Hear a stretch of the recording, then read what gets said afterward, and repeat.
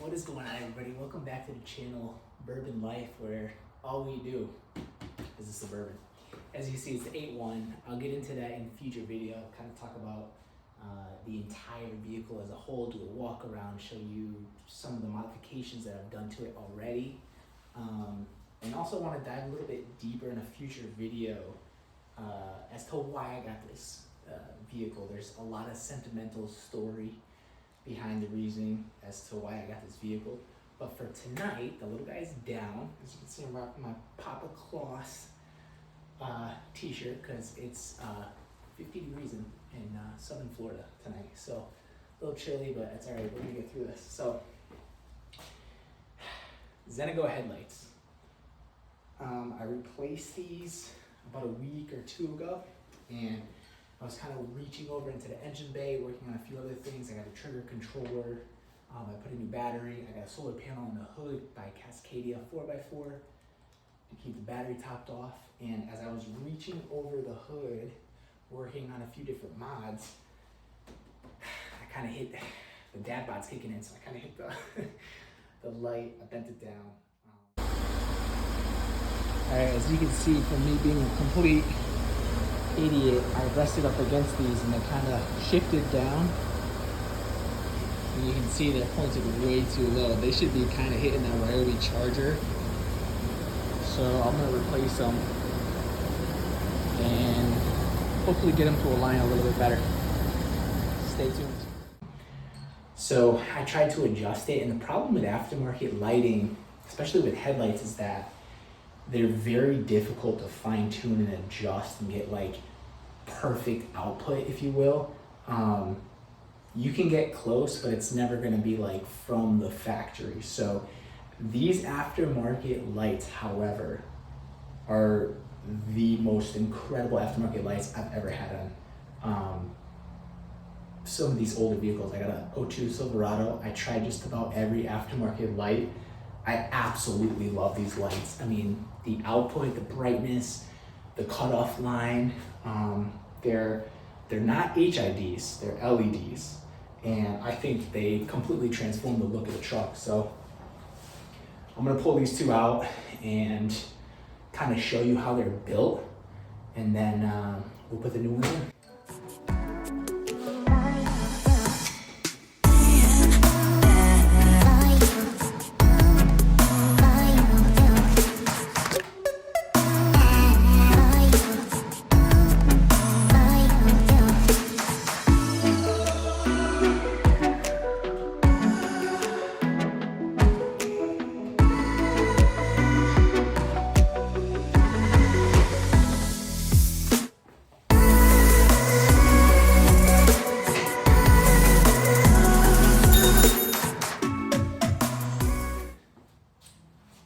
Those are literally the only two things that are holding the headlights into the truck. I mean, GM wanted to simplify it for swapping out bulbs, but super easy, super quick to take these out.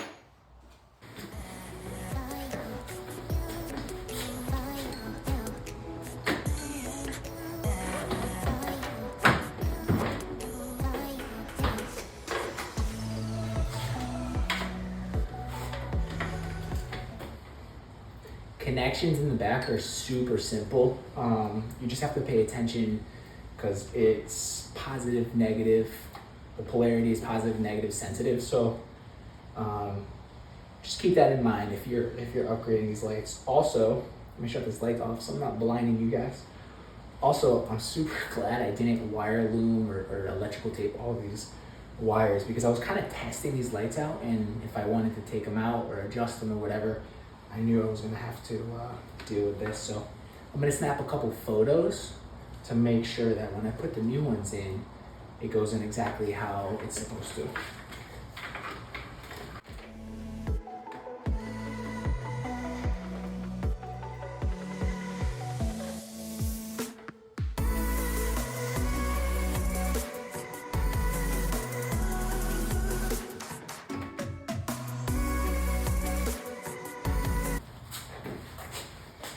I think overall, I don't even know if I'm in the frame. Hold on a minute. Let me back you guys up.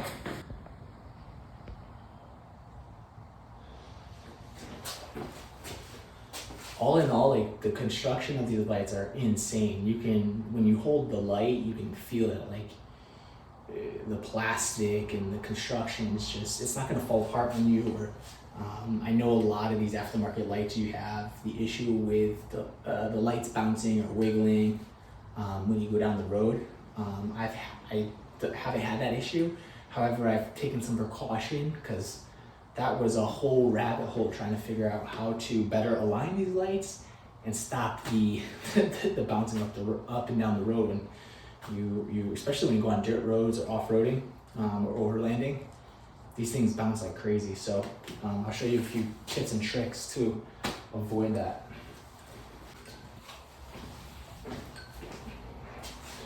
One thing that you got to keep in mind when you install aftermarket headlights is essentially make sure that the positive goes into positive, negative into negative. But when you install aftermarket headlights, it gets difficult, which is high and low. So I'm just going to mark the high beam, the factory connector. I'm going to just mark it. High beam's right here, which is typically the high beam was on the closer towards the middle of the vehicle. So I'm just gonna mark it high beam with this, and same with this one.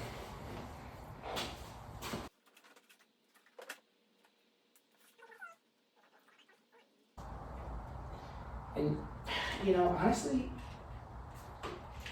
for this particular vehicle, the black wires are the negatives. And then the color wires, the corresponding color wires are typically the positive. So there's labels on both connections when you put them in positive, positive, negative, negative. So that makes sense.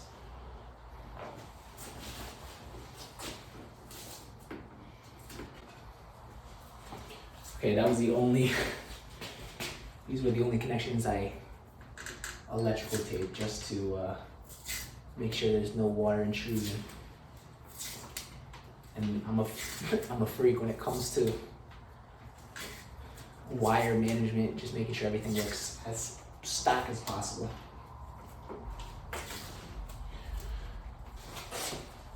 Okay, I know I said we were in Florida and it's a little chilly. I gotta take this off, it's gonna be way too hot. Plus the little guy's sleeping, so. Cheech, if you watch this in 20 years, you're supposed to be helping me tonight. What happened, bro?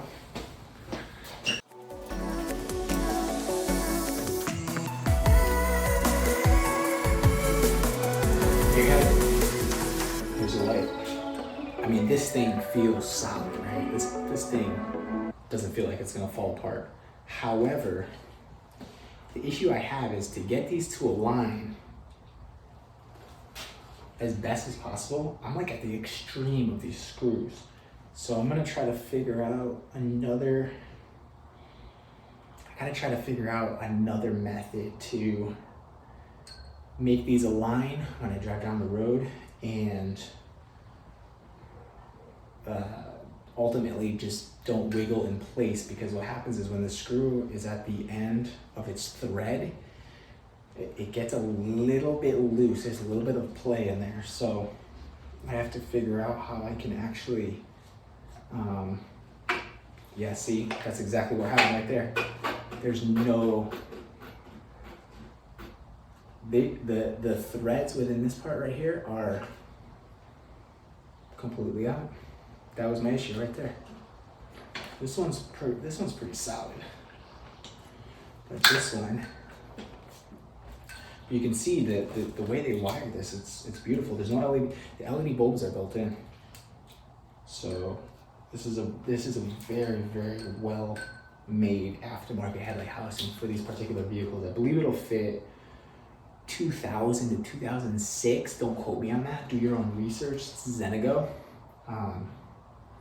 Absolutely love the look of those though. All right, so this little tab right here, this was my issue.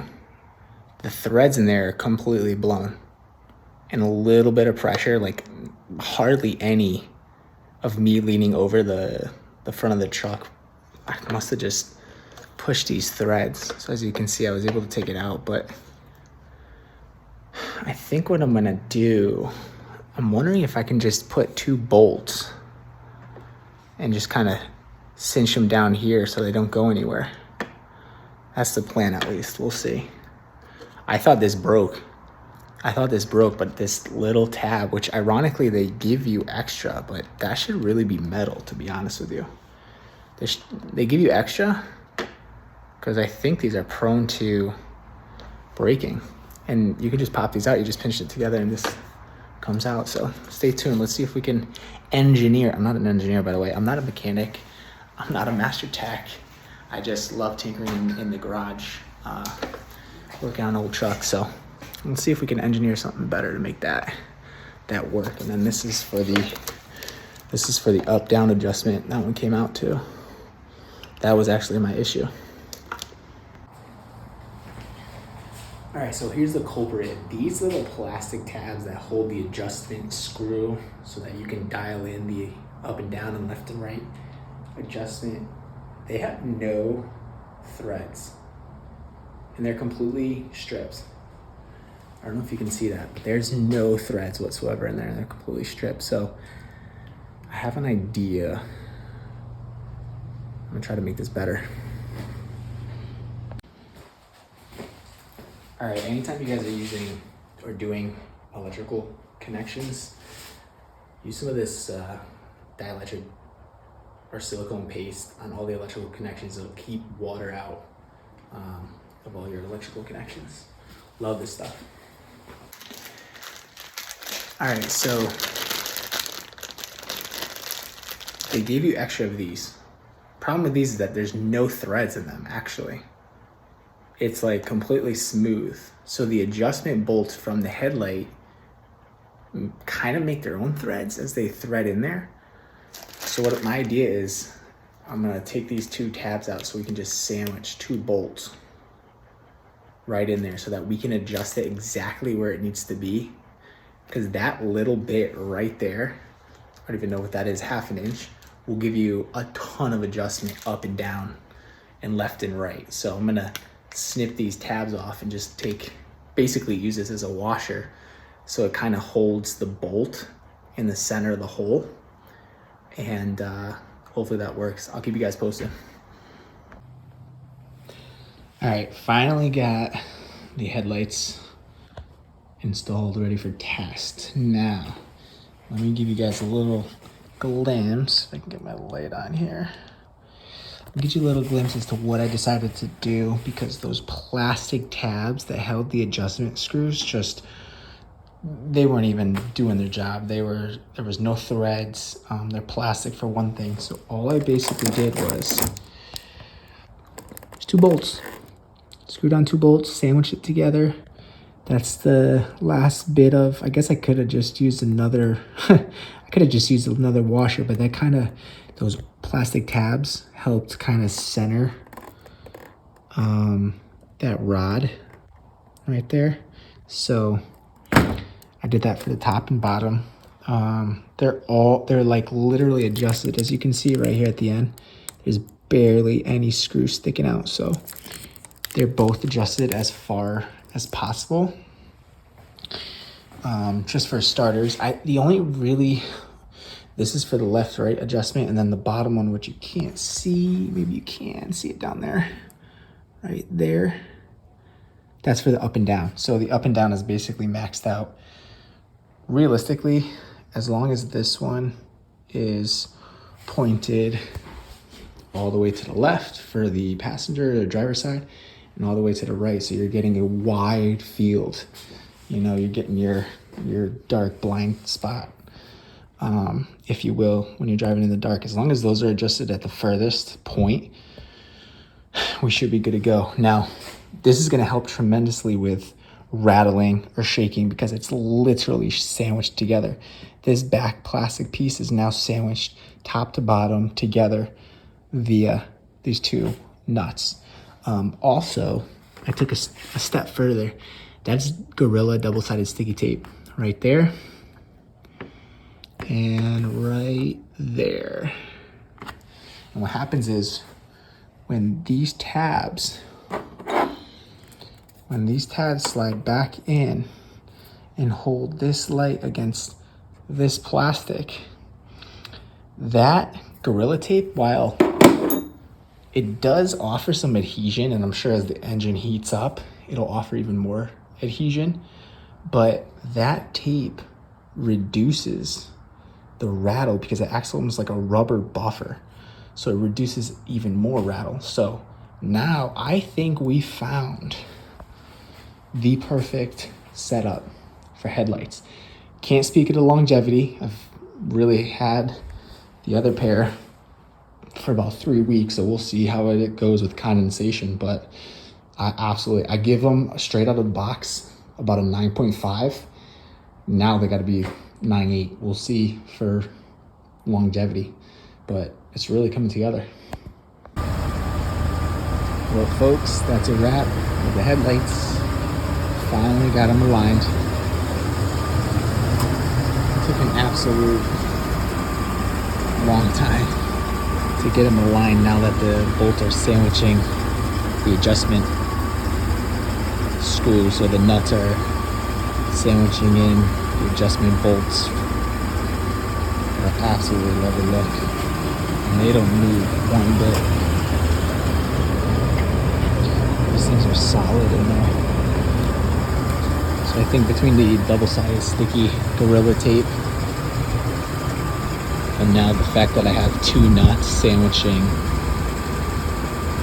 the adjustment screw, these lights aren't going anywhere, and they're super bright. Very happy with these. You can see that cutoff line is perfect on the garage door. We'll see what the passerby say if they're flashing me and I have to adjust them. All right, I kind of wanted to show you guys how these GXENOGO headlights for a 2006 Suburban, Silverado, Yukon. I wanted to show you how they come out of the box to adjust. So this is your adjustment screw. One is for left and right, the other one's for up and down. And this little plastic tab is the only downfall of these entire lights. Like I said, I probably rated these like a 9.5 to 9.8. And now with 2 nuts and washers sandwiching them together, these aren't going anywhere. The only downside with doing the 2 nuts, and ideally you get lock nuts and washers, is that it takes forever to adjust the first time. But once it's adjusted, that's it. It's like, it's not going anywhere. Whereas this is the fail point. So GXENOGO, if you're watching this, this plastic piece is a fail point. There's hardly any threads in here that really hold this adjustment screw. And the problem too is to really adjust them good and get good visibility, you have to dial this back so far to like the last threads. I don't even know if you can see that in there. For the top, for the up and down adjustment, you have to like dial this screw so far back that there's hardly any threads catching this plastic. So that's the fail part. I think this ought to be metal. And this product would be a 10 out of 10. Again, I can't speak from a longevity standpoint. We will see how they hold up over time. But I absolutely love the fact that it's projector LEDs blacked out with the running daytime lights. Awesome lights.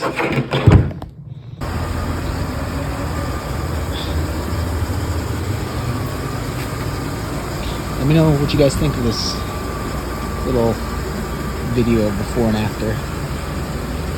I'm gonna try to bring you guys some more mods on the Burb right here on the channel, BurbanLife.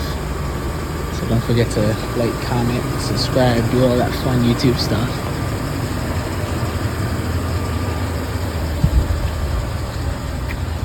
And we will see you guys on the next one.